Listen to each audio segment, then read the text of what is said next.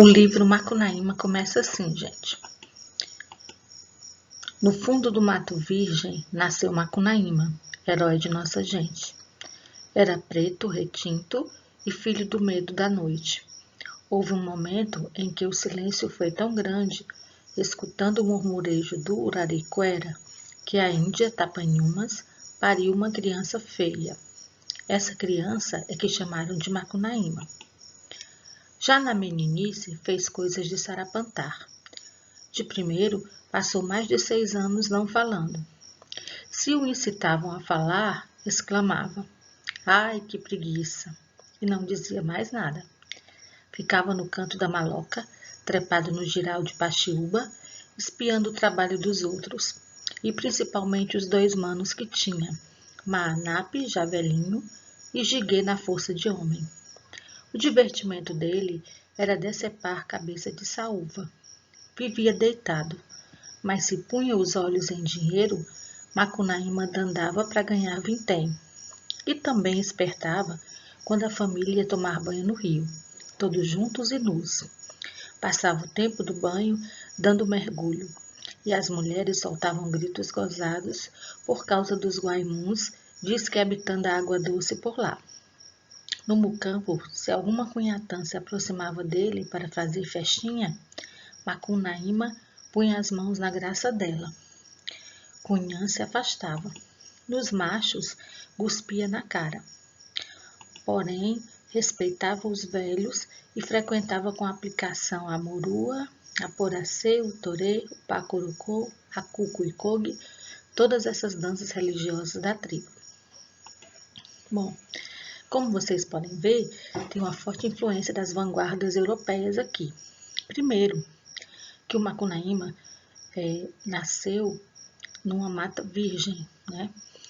E ele vivia com a mãe e 2 irmãos. Só que o Macunaíma diz que ele era preto, negro, e ele nasceu de uma índia.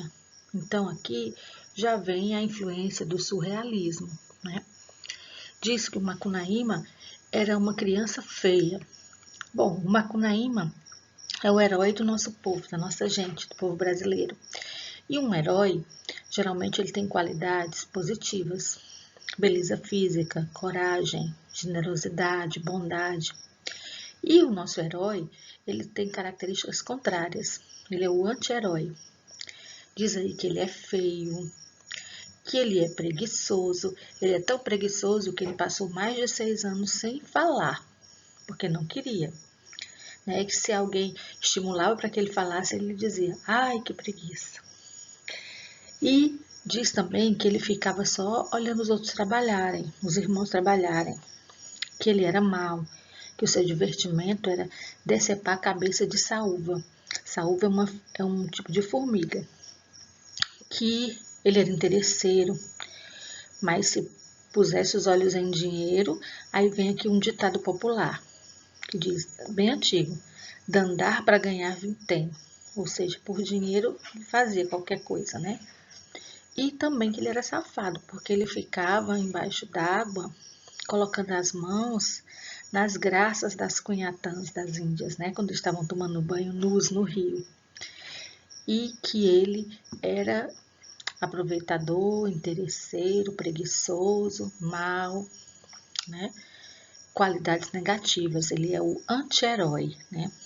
O nosso herói da nossa gente, é um anti-herói, porque as características que ele apresenta são características negativas.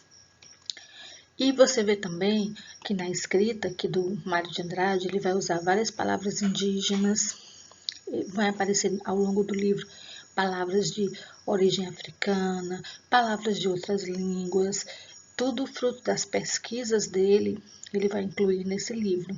E também ele vai quebrar com algumas regras gramaticais. Aqui no final, quando ele cita esses nomes aqui, a murua, a poracê, o torê, o bacurocô, a cuicogue, para vocês não poderiam dizer que não sabiam o que era, mas ele explica depois todas essas danças religiosas da tribo. Então, aqui deveria ter uma vírgula separando o nome dessas danças, mas ele, de propósito, ele tira a vírgula nessa enumeração aqui, para que fique uma rápido como o futurismo pede, né? Então, no livro, várias partes ele faz isso. Tirar vírgula onde deveria ter, usa algumas escritas que vocês podem estranhar, mas seriam escritas de acordo com a fala que ele viu em algumas regiões, como, por exemplo, aqui, guspia, né, que é cuspia. Ele pode ter ouvido essa palavra sendo falada em alguma região dessa forma. Ele vai usar ditados populares, provérbios, palavras afro, palavras indígenas.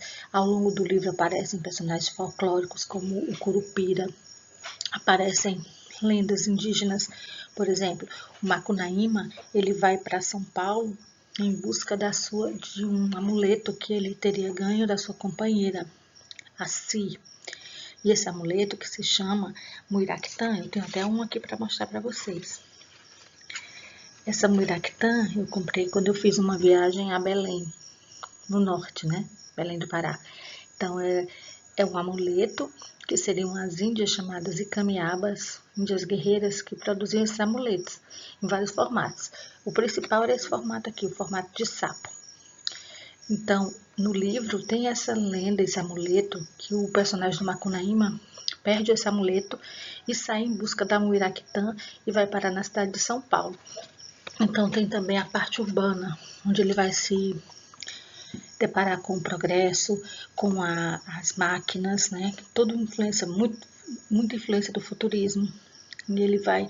E também aqui ocorre o seguinte: o personagem nasce negro, ele já é filho de uma índia, nasce negro, e ele, em certa parte do livro, ele se banha numa fonte e ele se torna branco. Então, aí já tem toda essa questão da aculturação, das 3 raças principais que formaram a nossa nação. Tudo vai ter um sentido mais crítico, social, mas você vai ver muito o absurdo, né, na história, porque tem a influência surrealista, vai ver a valorização do progresso da máquina, que é a influência do futurismo. Então, as vanguardas vão aparecendo no decorrer do livro, porque a primeira geração foi muito influenciada pelas vanguardas, certo? E palavras, como eu falei para vocês, pesquisadas por ele, da cultura indígena, da cultura afro, da cultura em geral do povo brasileiro. Ele faz essa mistura de contos de cultura, por isso ele vai chamar de rapsódia. Ele vai mostrando o nosso povo, como foi constituído o nosso povo, toda a sua cultura, através dessa grande obra que se chama Macunaíma. Mas você tem que estar aberto a se deparar com cenas bem próprias das vanguardas, né? As vanguardas, a principal característica é trabalhar com o irreal, com o absurdo. Um negro, filho de Índia e que se torna branco no decorrer da história, que se transforma numa constelação. Então, cenas assim, você vai ver em todo o decorrer do livro, repleto de lendas, de canções populares, de provérbios, de ditados, de palavras de outras línguas, ou seja, o Mário de Andrade era um grande pesquisador e essa pesquisa dele, ele utilizou no seu livro, na sua obra-prima, Macunaíma. E é isso, gente. Espero que vocês tenham entendido direitinho e tudo de bom para vocês.